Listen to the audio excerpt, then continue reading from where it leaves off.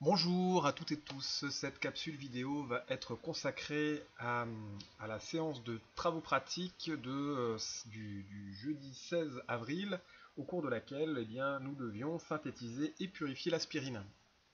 Alors, vous trouverez sur le NT un lien descriptif de la manip avec une petite vidéo, donc ça pointe vers une vidéo YouTube, pas que j'ai pas réalisé moi, mais que j'ai trouvé donc sur internet. Alors, c'est la même synthèse à peu de choses près, mais c'est au niveau premier cycle universitaire, donc il y a quelques points qui pourront peut-être vous sembler un peu compliqués, mais bon, regardez le sens général de la manip. Alors, donc on synthétise l'aspirine, donc le médicament considéré avec la pénicilline comme le médicament du XXe siècle. La consommation actuelle est encore de 80 milliards de comprimés de 500 mg par an, donc l'équivalent de 1 comprimé par mois et par habitant sur Terre, ce qui est colossal. Donc le descriptif de la synthèse de l'aspirine était indiqué ici, avec l'acide salicylique qui réagissait avec l'anhydride éthanoïque pour former l'acide acétylsalicylique, plus connu sous le nom d'aspirine, et de l'acide éthanoïque. Quelques données physico-chimiques qui vont nous être utiles pour répondre aux questions. Donc les formules semi-développées, des masses molaires, masse volumique, solubilité et les pictogrammes de risque. Alors, les consignes de sécurité à respecter pour réaliser la synthèse de l'aspirine. Donc, comme on l'a vu dans l'équation, ici, on va réagir de l'anhydride avec de l'acide salicylique et en plus on mettra de l'acide sulfurique qui apporte les ions H+, qui servent de catalyseur. Donc si on regarde les pictogrammes de risque pour l'anhydride éthanoïque, l'acide salicylique et l'acide sulfurique, eh bien on voit qu'il va être évidemment nécessaire de porter blouse et comme d'habitude, mais qu'en plus il faudra mettre des gants parce que les réactifs sont corrosifs et manipuler sous la hotte parce que l'anhydride éthanoïque est nocif par inhalation. Alors ensuite, vous aviez le descriptif de l'expérience, fait dans un bain-marie à 55-60 degrés. Donc attention gaine en caoutchouc ici. Donc l'Erlenmeyer dans lequel la réaction a lieu est surmonté d'un réfrigérant à air. Vous aviez les quantités de matière de réactifs à ajouter, 3 g d'acide salicylique, 6 ml d'anhydride éthanoïque. Les 5 gouttes d'acide sulfurique qui servent à apporter les ions H+, qui catalysent la réaction, qui accélèrent donc la réaction. Et puis 20 minutes de chauffage au bain-marie. Donc pourquoi l'Erlenmeyer utilisé doit-il être bien sec? C'était une indication. Donc là, on voit que l'anhydride éthanoïque réagit violemment avec l'eau en formant de l'acide éthanoïque. Donc nous, ce qu'on veut comme réactif, c'est l'anhydride éthanoïque et pas l'acide éthanoïque. Donc si notre Erlenmeyer est pas sec, eh bien l'anhydride éthanoïque va réagir avec l'eau pour former de l'acide éthanoïque. On n'aura pas donc le réactif souhaité. Et puis d'autre part, en plus la réaction est violente et on veut plutôt éviter ça. Le réfrigérant à air permet d'avoir un montage de chauffage à reflux. Les intérêts d'un tel montage, alors il y en a deux. Le premier, c'est le fait de pouvoir chauffer permet d'accélérer la réaction. Donc dans un chauffage à reflux, on chauffe. Donc on accélère la réaction. Le deuxième, c'est la présence du reflux. Donc ici sous la forme d'un réfrigérant à air qui le met en œuvre. Donc ce reflux permet d'éviter la perte des réactifs et des produits. Ce qui permet d'améliorer le rendement de la réaction. Et ce qui permet aussi d'éviter que les vapeurs nocives ne s'étendent dans la salle de travaux pratiques. Vérifier que l'acide salicylique est le réactif limitant de cette réaction. Donc pour ça, un tableau d'avancement est pratique. Là, à la limite, on pouvait peut-être s'en passer, étant donné que les nombres stoichiométriques sont tous égaux à 1. Donc on va avoir les deux méthodes possibles. Mais quoi qu'il arrive, il fallait calculer les quantités de matière des réactifs présents, donc l'anhydride éthanoïque et l'acide salicylique. Donc pour calculer la quantité de matière d'acide salicylique, eh bien c'est petit m sur grand M, donc la masse sur la masse molaire.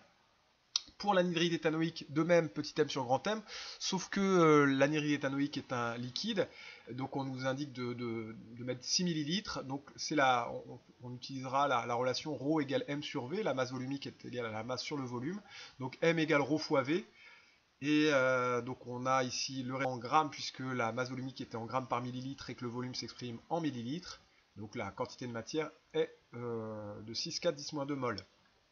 Alors là, pour indiquer le réactif limitant, deux possibilités. Soit on raisonne à partir des nombres stoichiométriques qui sont tous égaux à 1, et donc la quantité de matière d'acide salicylique sur 1 est inférieure à la quantité de matière d'anhydride éthanoïque sur 1, donc X max vaudra la quantité de matière d'acide salicylique, c'est-à-dire 2,2 mol. Ou alors on fait le tableau d'avancement, ce qui peut être pratique ici parce que ça permet d'éviter de se tromper, c'est une justification complète. Donc pour ça, on écrit l'équation de la réaction en formule brute, c'est plus facile.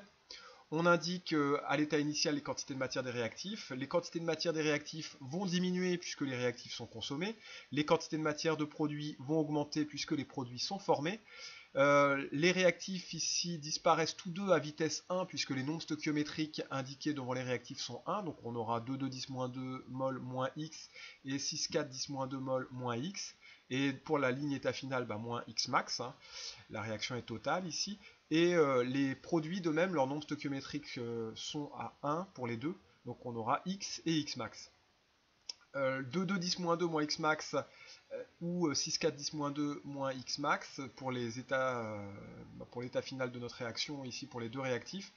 Donc le plus petit X max, eh bien, c'est pour 2,2 moins X max égale 0. Donc X max égale 2,2 mol. Et la réaction se termine donc quand le réactif acide salicylique sera entièrement consommé. On peut aussi répondre en même temps à la question 5. On vous demandait quelles étaient les espèces présentes dans le milieu réactionnel en fin de réaction. Donc on remplaçait X max par sa valeur, 2,2 mol. On n'a évidemment plus d'acide salicylique puisque c'est le réactif limitant. Il nous reste de l'anhydride éthanoïque puisque c'est notre réactif en excès. 6,4 moins 2,2 ça nous fait 4,2 mol. On a formé X max, c'est-à-dire 2,2 mol d'aspirine, acide acétylsalicylique, et d'acide éthanoïque. Question 6. Alors, on va retourner un peu au protocole avant de revenir ici. Donc là, on passe à l'étape de cristallisation de l'aspirine. On rajoute 60 ml d'eau froide dans l'Erlenmeyer et on place celui-ci dans un bain eau glace de manière à ce que l'aspirine précipite et donc cristallise. Ensuite, on filtre sur Buchner. Vous aurez le descriptif dans la vidéo sur la manière de filtrer. J'espère qu'on pourra refaire ce TP et que vous le ferez directement. Et donc on rince avec de l'eau froide et on récupère avec une spatule les cristaux d'aspirine et on les intègre dans un Erlen propre. Quelle espèce chimique transforme-t-on en ajoutant de l'eau dans l'Erlenmeyer? Eh bien, on l'a déjà vu, hein, c'était la question sur l'Erlenmeyer bien sec, la question 2. Si on rajoute de l'eau avec de l'anhydride éthanoïque, on va former l'acide éthanoïque. Donc on lit les dernières traces d'anhydride éthanoïque qui nous en restaient à l'issue de la réaction, puisque c'était le réactif en excès. Et donc on a ici transformé l'anhydride éthanoïque en acide éthanoïque. En filtrant le mélange réactionnel, eh bien, on va éliminer l'acide éthanoïque, puisque l'anhydride éthanoïque s'est transformé en acide éthanoïque, et l'acide sulfurique, puisque ces deux espèces sont solubles dans l'eau. L'anhydride éthanoïque et l'acide sulfurique sont solubles dans l'eau, donc on va les éliminer en filtrant. Que se serait-il passé si on avait utilisé de l'eau à température ambiante plutôt que de l'eau froide pour rincer les cristaux d'aspirine? Eh bien, comme l'aspirine est partiellement soluble dans l'eau et que cette solubilité augmente quand la température augmente, on voit qu'elle est peu soluble dans l'eau, à 1 g par litre, mais à 37 degrés, c'est 10 g par litre. Donc 1 g par litre à 10 degrés Celsius et à 37 g par litre, la solubilité est multipliée par 10. Eh bien, en rinçant à l'eau chaude, on aurait éliminé eh bien, une partie du produit d'intérêt, ici l'aspirine. On va dissoudre un peu d'aspirine parce que la solubilité de l'aspirine augmente quand la température de l'eau augmente. On perd donc le produit qu'on cherche à récupérer, au moins en partie. Alors troisième partie, la recristallisation. Donc la recristallisation, c'est une méthode de purification d'un solide brut. Quand on a obtenu notre aspirine ici, on dit qu'il est brut, c'est-à-dire qu'il contient aussi des impuretés et que ces impuretés sont l'acide éthanoïque qui était piégé à l'intérieur de l'aspirine ainsi que l'acide sulfurique qui peut être aussi resté piégé. Donc il faut s'en débarrasser et donc pour ça on va recristalliser. Alors pour recristalliser, en fait, il faut choisir le bon solvant. Le bon solvant, il va solubiliser à chaud comme à froid le produit d'intérêt et puis les impuretés. Et par contre, notre produit d'intérêt, lui, donc l'aspirine, ne sera pas soluble à froid, alors que les impuretés, elles, resteront solubles. Donc ce qu'on va faire, c'est qu'on prend notre produit brut, on le met dans le minimum de solvant choisi. On chauffe, donc tout se dissout, et on laisse refroidir.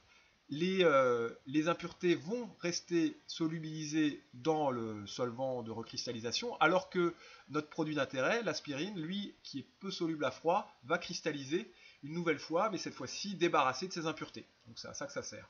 Donc les impuretés qu'on doit éliminer, on l'a dit, acide éthanoïque, acide sulfurique, et justifier le choix du solvant pour la recristallisation.